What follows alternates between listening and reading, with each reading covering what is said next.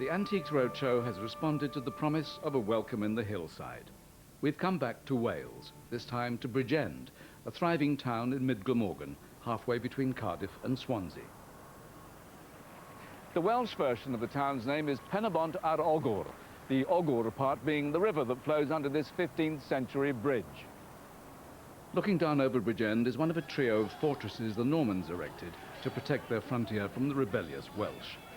They underestimated Prince Owain Glyndŵr, who besieged all three river crossings and did particular damage to this one, Newcastle.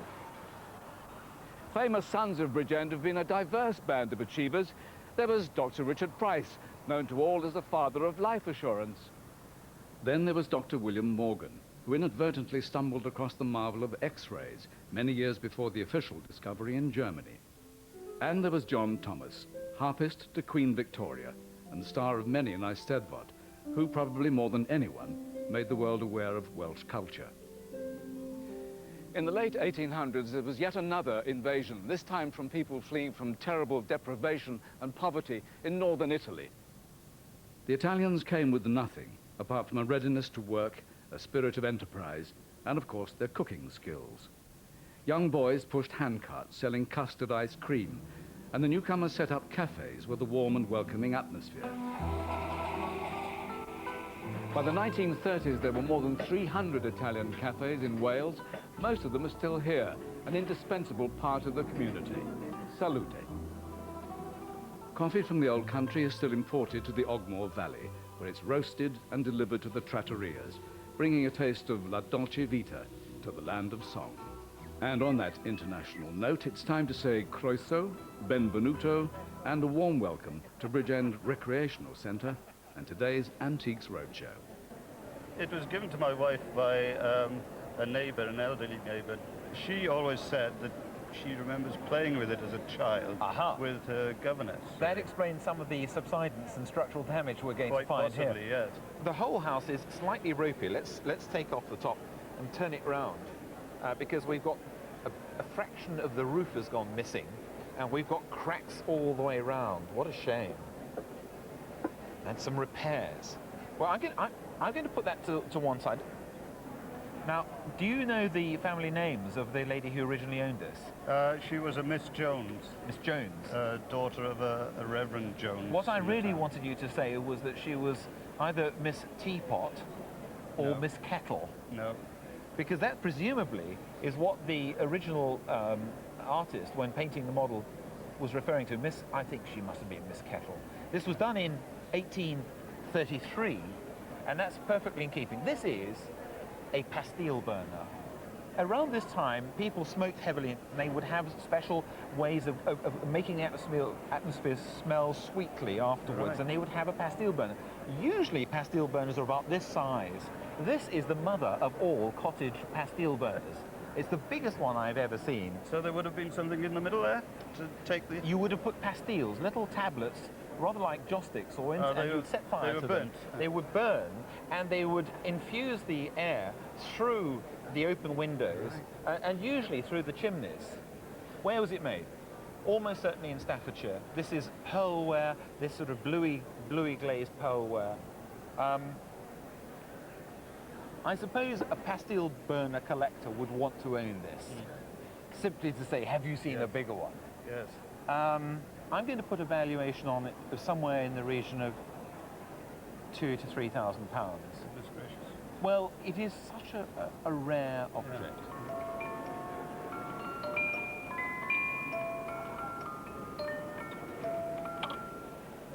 That was the unmistakable sound of a slightly distressed disc musical box. Now, tell me your family relationship with it.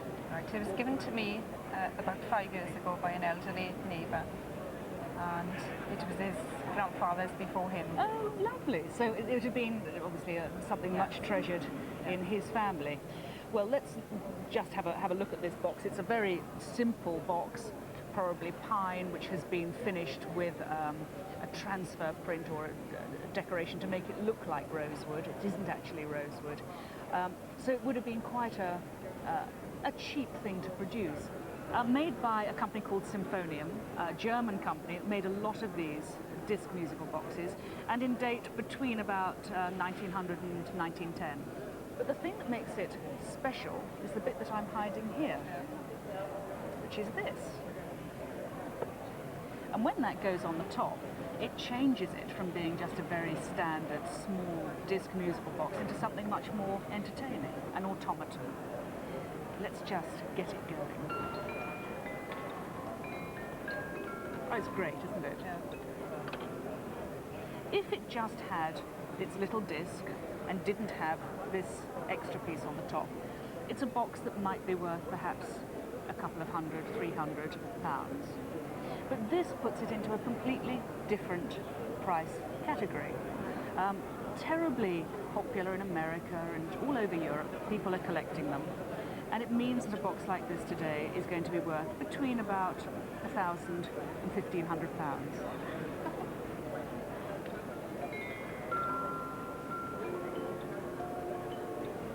My husband bought it for me in 1960 as a wedding anniversary present, because I was moaning I didn't have a desk and he did. Right, well, And he bought you now that. have a desk.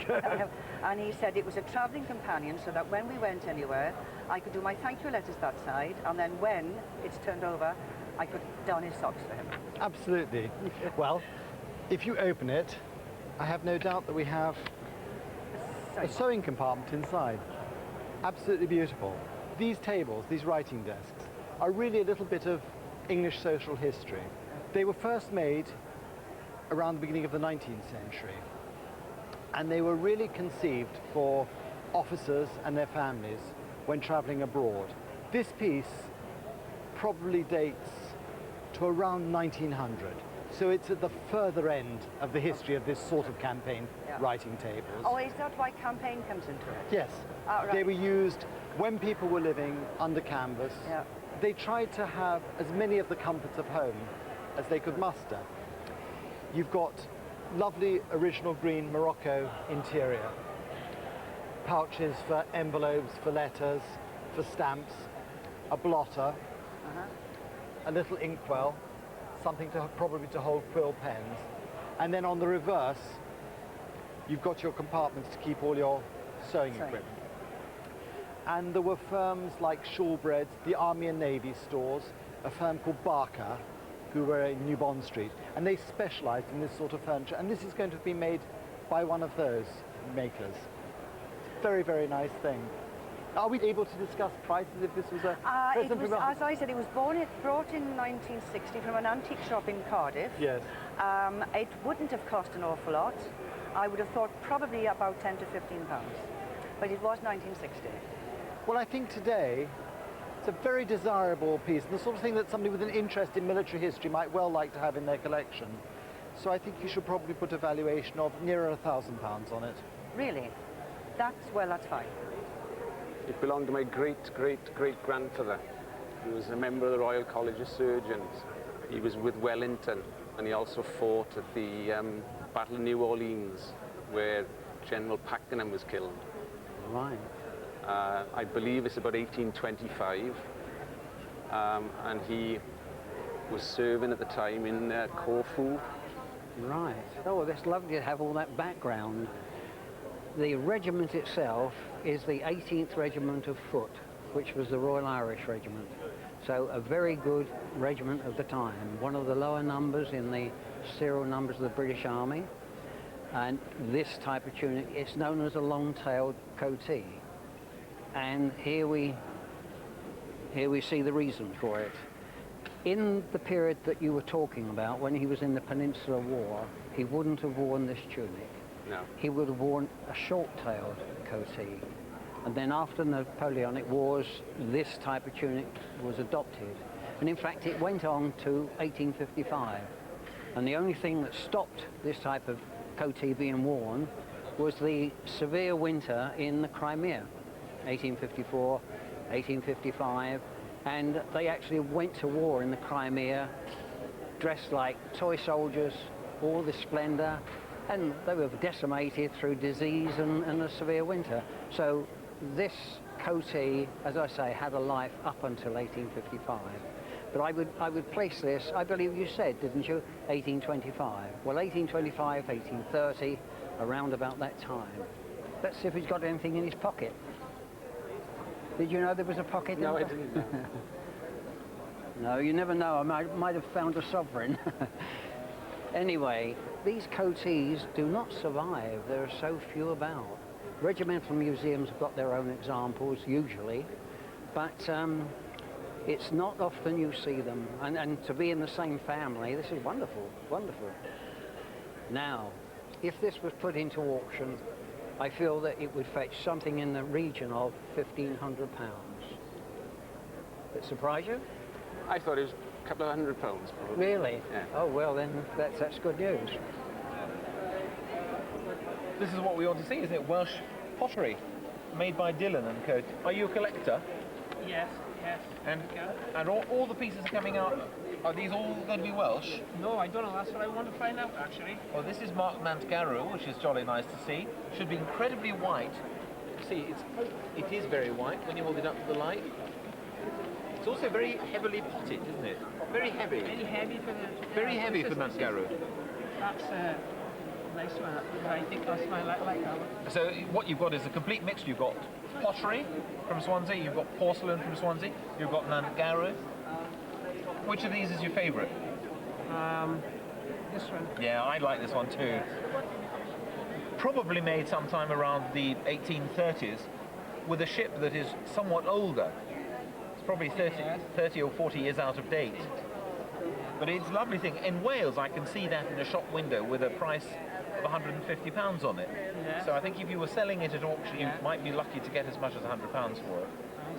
We've had the magnifying glass on it many times. On the signature? Signature. Yeah. And everybody who thought we know all about antiques, years ago, nobody knew. David Woodlock, actually, is his name. David Woodlock. He's a Liverpool artist. Gosh, right. And I didn't have to look at the signature. No, I knew exactly who it was by. you to. I knew exactly who it was by. Right. Basically, he's a painter around the turn of the century and later. Woodlock has this wonderfully decorative style, a woven tapestry of colour in a way. That's right, which amazed me, being so old, it still has that richness of colour in it. All the richness of the reds That's and the right. blues is there. Yeah. And it's a wonderful thing. I think it's worth about £2,500 to £3,500, maybe a bit more. Lovely, I mean, it's very, very pretty. I think it could make more. It's very pretty. It could make, on a good day, up to 5, But I would say 2.5 to 3.5 seems like a reasonable valuation. Excellent, excellent. Thank you very much indeed. It was my grandmother's, and it came down to me when she died. She used to use it every day, and it was in the days when the milk was delivered on a wagon, and you had to go out with your jug, and you had the milk poured into it from a measure.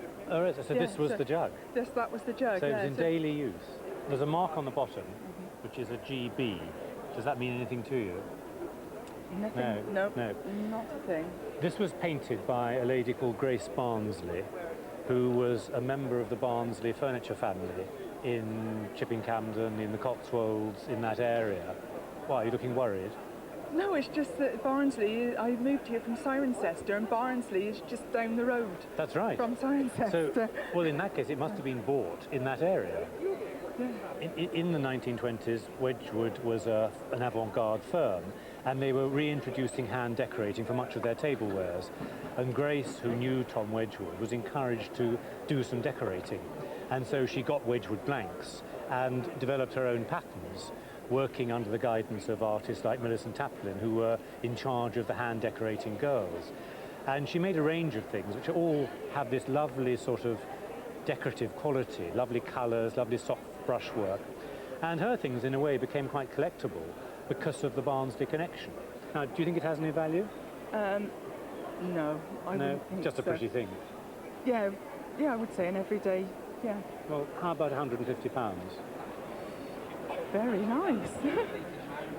If you want to find out more about any of the items on today's show, you're invited to visit our website. Here's the address.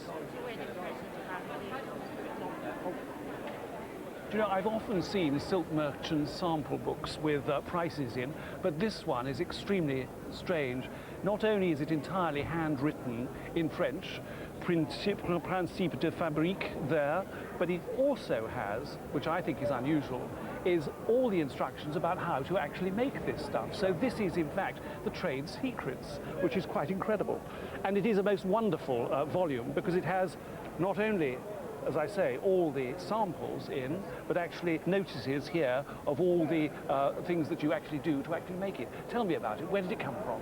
Well, I think my great-great-grandfather was a silk merchant in Spittal Square in London. I think he was probably about the 1840s or something like that. I think he probably started the business. I acquired it from my father when he died, and it's been in the family as far as I know ever since. I mean, I love this. Look at this. It's so bright. I mean, it's been in this book. I mean, this book obviously dates from about 1850, I would have said. But it's so bright and so wonderful. And to see the big watercolor plan here of the silk, and then to see it actually made up into these tiny little samples. It really is just wonderful, and they're so bright. I mean, it just is lovely, very exciting indeed. Yes. And then also, as I was saying, the unusual thing is that he tells you how to make it. Système de la mécanique à la jacquard. I mean, and here it all is. Famous loom, isn't it? Absolutely, a famous loom.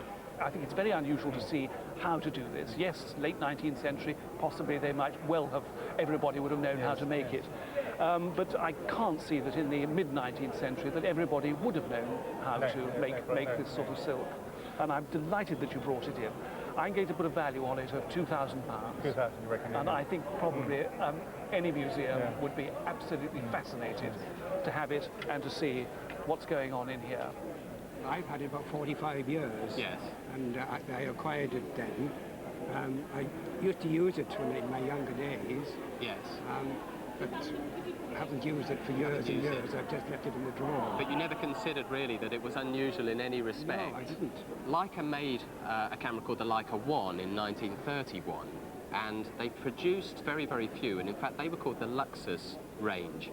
And for obvious reasons, Luxus meant that they were a very luxurious camera. They were in fact finished with snake skin, they were gilded, and they had very ornate crocodile cases.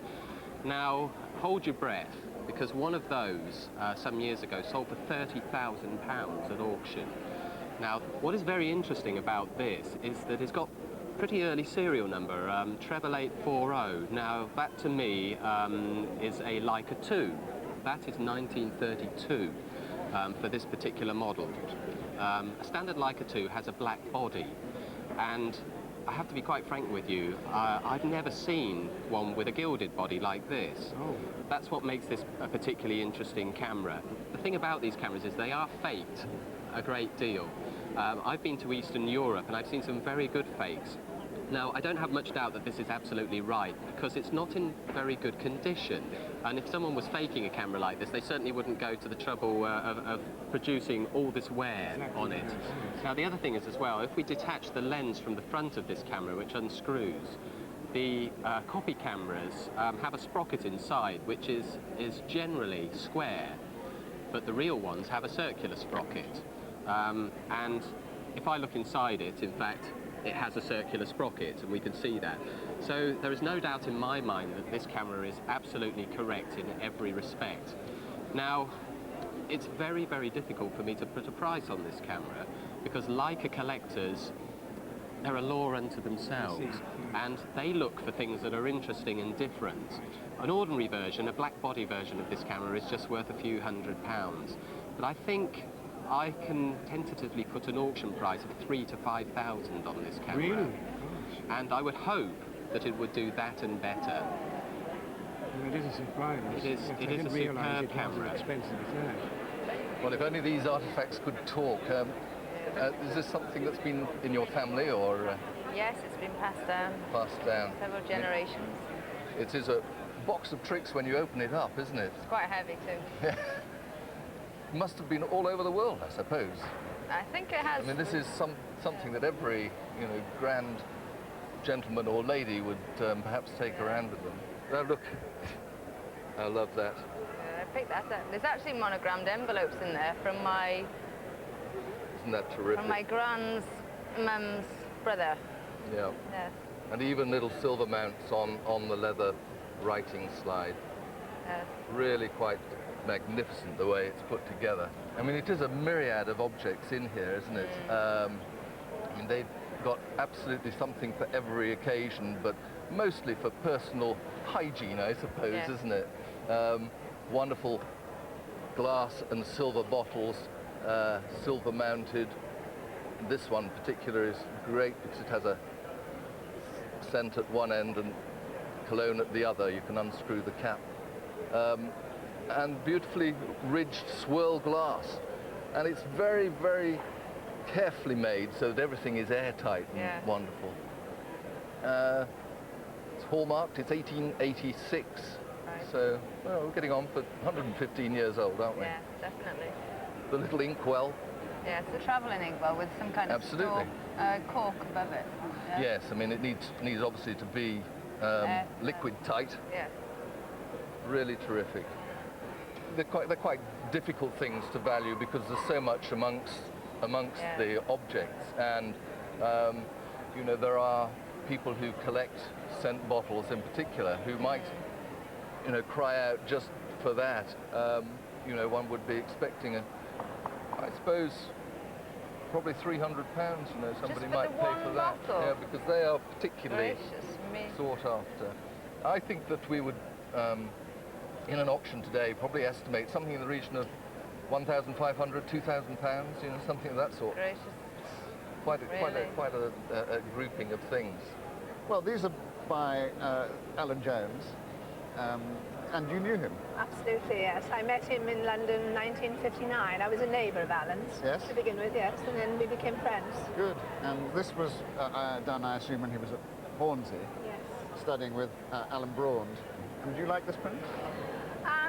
Not really. No, no, I don't actually, because when Alan completed this painting, I just couldn't see what he was painting. And then he explained to me, the window was open in his bedroom and there was white net curtains just fluttering in the breeze, and that's how he could see his garden through his window. And interesting, you see, because I wouldn't look at it at all that way. I mean, it says wind, and I just feel this great vortex of wind. And the face, but the face, well, is part of the garden in a way. Yes, yes. And so that's then, and he goes from Hornsey School of Art, where this is painted, to the Royal College, and I assume this is a Royal College picture. Yes. And there's a reason why I assume that, because he then entered the revolution that was going on, which had been Peter Blake to start with pop art, and when he was there, it was David Hockney and Kittai. And there was a feeling of Hockney here in this face, and Kittai, and he's still grasping at new languages and trying to express himself. So I look at these both as seed pictures, because his revolution was different. His revolution was the communication, the two-dimensional communication, which is the strongest and most popular form of communication, which in a way is the poster. What do you think about this? I think it just jumps out at you, you know, as you said, it's a poster, isn't it? Yeah. You know, and it's so different, and this, and I just think it's wonderful. I just love that. It's a joy expression. How do you translate this, or you don't think of it? Well, I always assumed that was Alan's face. Right. Could be anything, couldn't it? I think it is Alan's face. Do you? Yes. I thought it was a rhythm of bodies. No, I think it's Alan's face. Right. I've always thought that. So there you go. Anyway, it's wonderful. Now, the interesting thing also about this is that, not from your point of view, because these are personal possessions, but from the general public's point of view, here's a very important figure in the history of art since the war. And people say there's nothing to collect. But a poster like this is only worth £300 or £400. You can buy an Alan Jones. So I think, you know, this is a wonderful area for people to be buying. I mean, a great Alan Jones print is only £4,000. And so I'm sure it's not going to last, but here's a wonderful area. And I mean, I don't think that necessarily one would find such early ones as this, but again, they would be just a few £100s if you do. It's exciting, really. What does it say around the top here? I'm not very good at reading Welsh, I'm afraid. Tarian Goffa, Iorwerth Glyndwr John, which means a shield in memory of Iorwerth Glyndwr John. And who is that? Well, we don't know. That's what I'd like to find out. Where did it come from originally? What this is the first copy of the original shield that was found in the Thames. It was dragged out of the Thames a long, long time ago, we don't know when, and they used it for their Steddfod prize giving. The reason we have it is my mother-in-law's father was a choir master back in the 20s, and the choir that he was with won the National Steddfod 4 times in 6 years. Ah, and so this is what the he was arts presented we're with. talking about. Oh, yes. Yeah, about 20 years ago, my daughter came down the stairs and knocked it, broke it. So I took it to Bristol, and they repaired it and said that it was an interesting piece. So it's back hanging up the bottom of the stairs again. I'm glad to hear that, because it deserves to be hanging. The maker is Burge of London, and it says Late Ramsden. Now that is Matthew Burge, who took over Jesse Ramsden business in 1800. Ramsden was one of the finest instrument makers in London at the time, and the premises was in Piccadilly, and this man died in 1819. So from the style of the barometer, I would say it was from the first few years of the 19th century, just after 1800. Now, it is a silvered scale. It is what we call the bow-fronted type of barometer with flame mahogany. You can see it here. You've got that lovely long thermometer tube in Fahrenheit and Réaumur. And then down here, the cistern cover is an ebony urn, and you can see on these canted corners here, little ebony inlays. It is as good as you will find. So for a barometer just after 1800, what sort of figure do you reckon? I don't know. Right. This man is one of the finest makers, and these bow-fronted stick barometers have zoomed over the last 5 years in the market.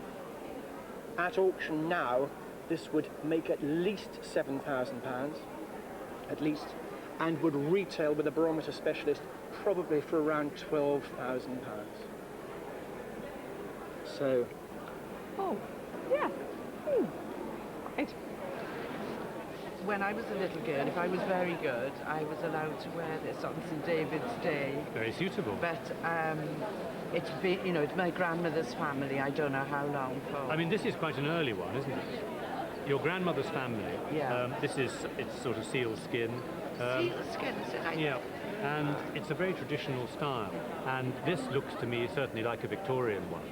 Now, do you know anything about the value of these? No. No. Well, a Victorian one like this is very collectible and very desirable. And even in this condition, it could be as much as £600 or £800. No, they're very rare things to find. I believe it's made of oak. It's come to me via my mother and aunt and uncle, originally from the west of England. Well, the first thing I should tell you, it's not oak. It is in fact true ebony.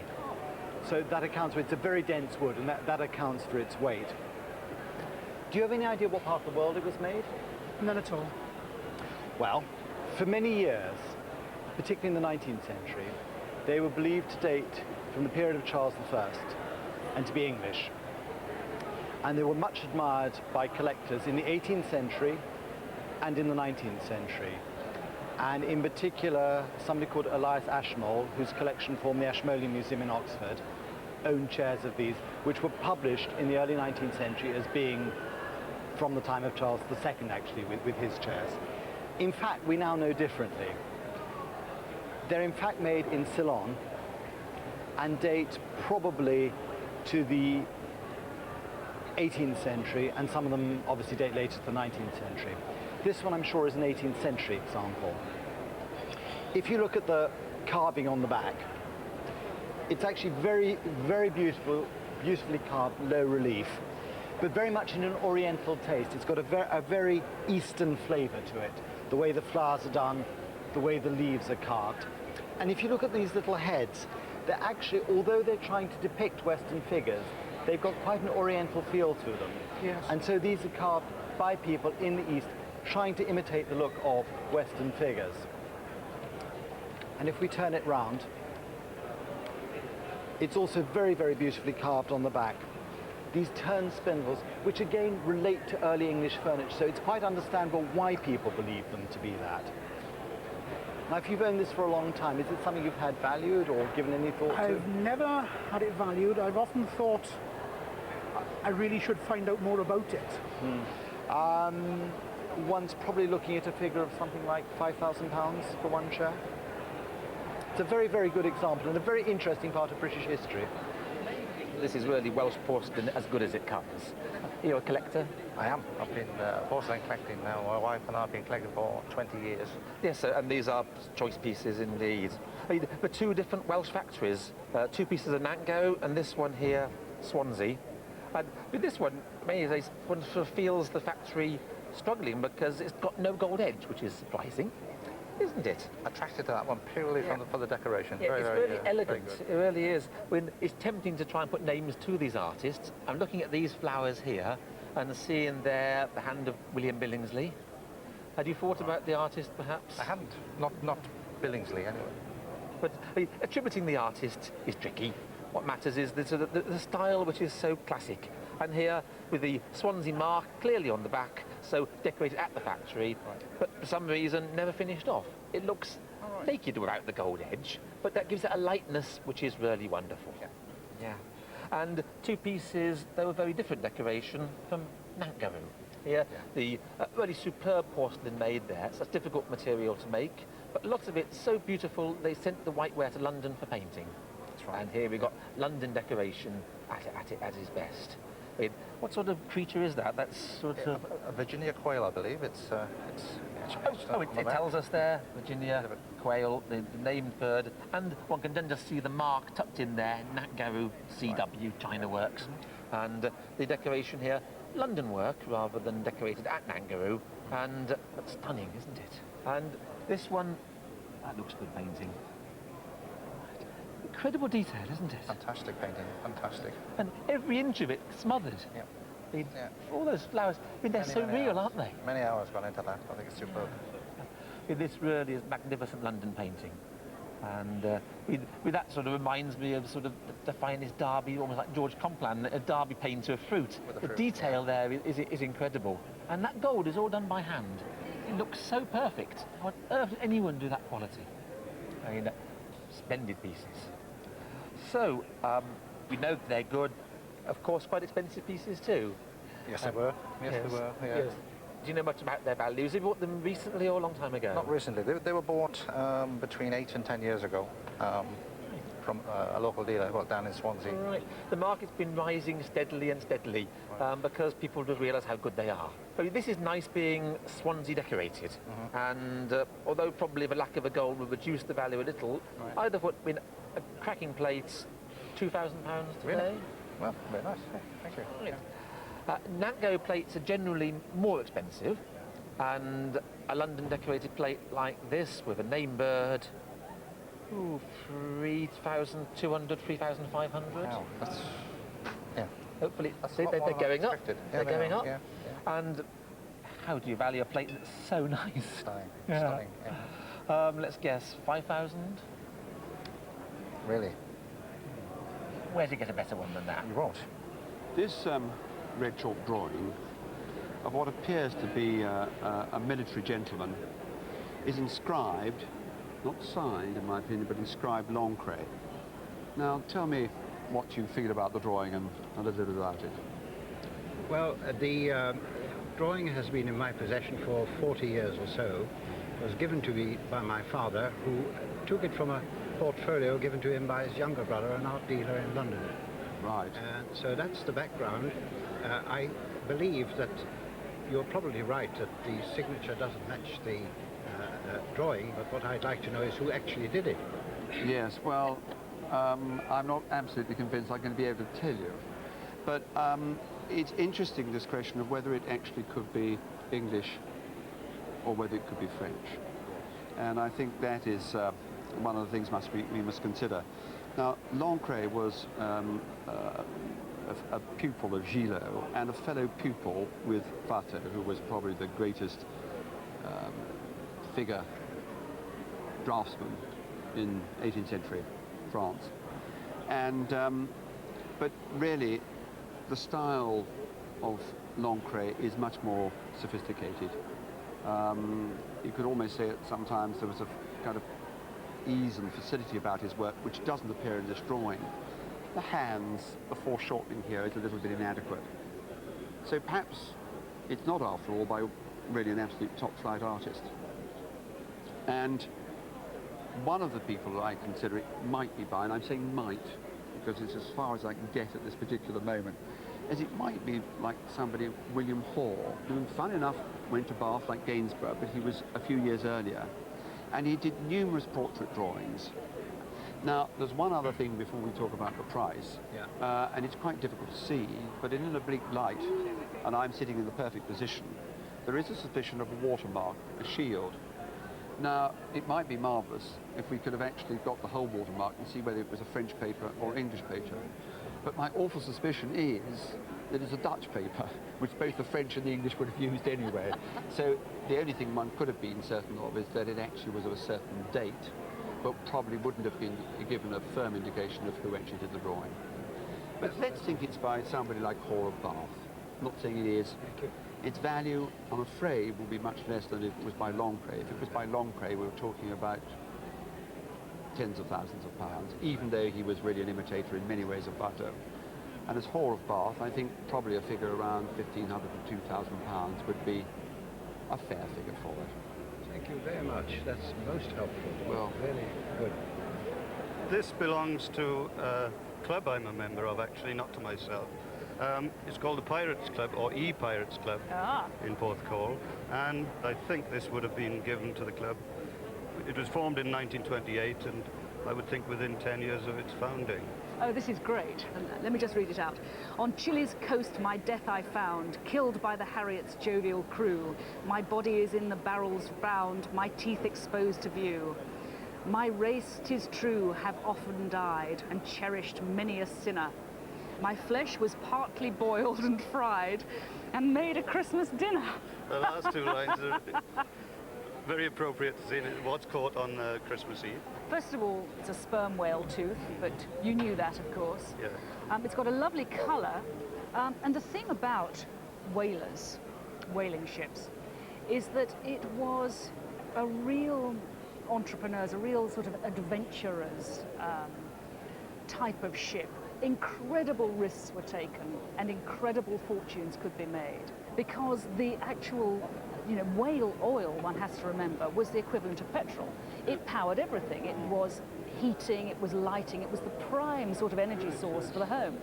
Now the ship Harriet, and this is very interesting, the ship Harriet in fact was built in 1810 and was registered in New York.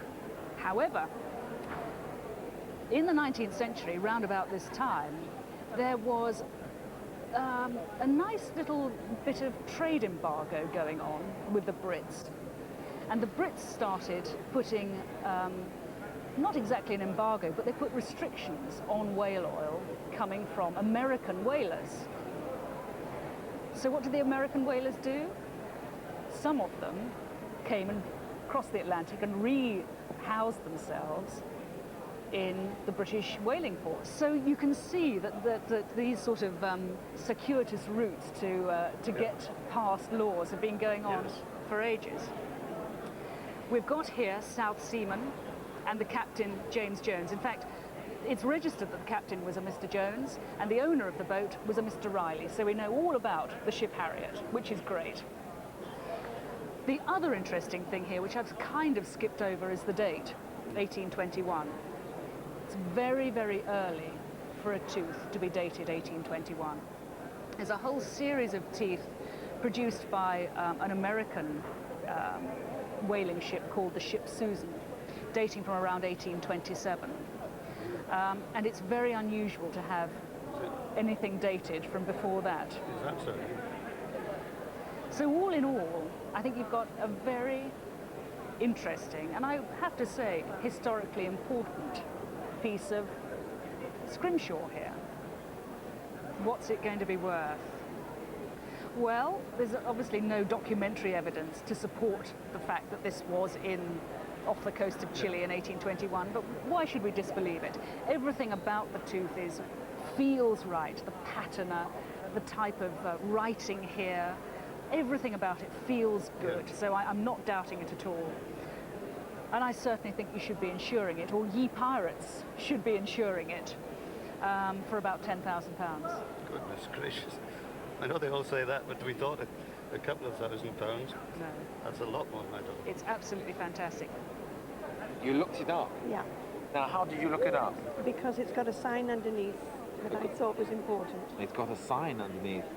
So when you looked it up, what did you find out? That it was the Dutch India Company that used that insignia on their porcelain, and that it was, you know... You've done your homework. Well, I've done a bit. I can't tell you anything about this. Okay, I'm going to ask you to pronounce what that stands for. No idea. It says VOC. Right. Which you quite rightly say is the insignia of the Dutch East India Company, right. Which, if you forgive my Dutch, is Verenigd Oostindische Compagnie, right. the United East India Company. And it is an insignia which a lot of people collect, whether it's on porcelain or whether it's on metalware. Guns even carried the same insignia. It was a very, very important monogram. How did it get to you?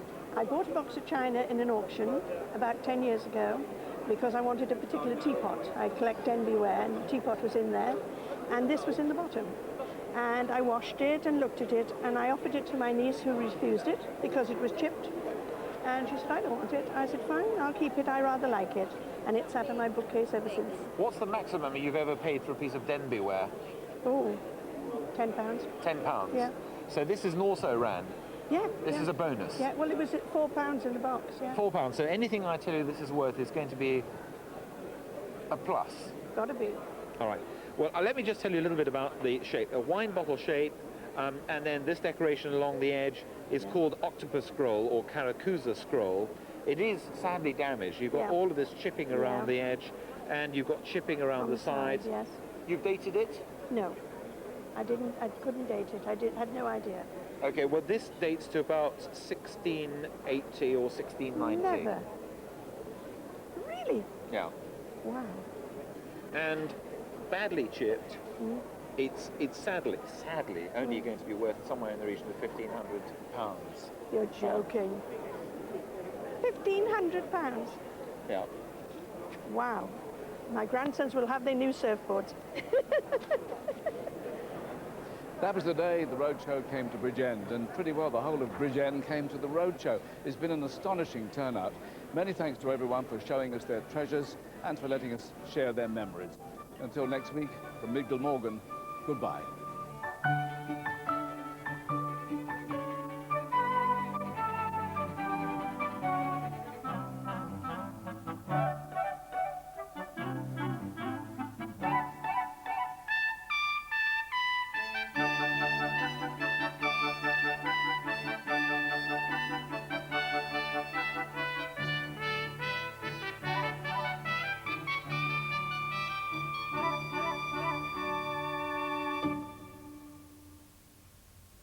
A selection of Welsh